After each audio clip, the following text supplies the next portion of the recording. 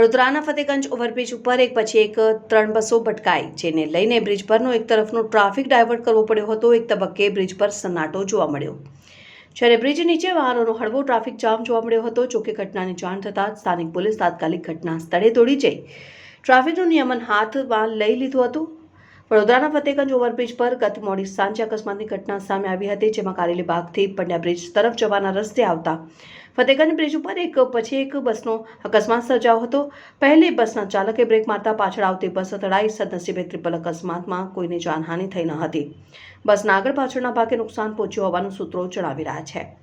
અકસ્માતની જાણ થતાં જ સ્થાનિક પોલીસ તાત્કાલિક ઘટના સ્થળે દોડી ગઈ હતી. ટ્રાફિક નિયમન સાથે જ બસ હટાવવાની કામગીરી હાથ ધરવામાં આવી હતી, જેને લઈને એક તરફનો ટ્રાફિક થોડાક સમય માટે ડાયવર્ટ કરવો પડ્યો હોવાનું જાણવા મળી રહ્યું છે. જેથી એક તબક્કે બ્રિજ ઉપર સન્નાટો પથરાયો તો નીચે રોડ પર ટ્રાફિક જામના હળવા દ્રશ્યો સર્જાયા હતા.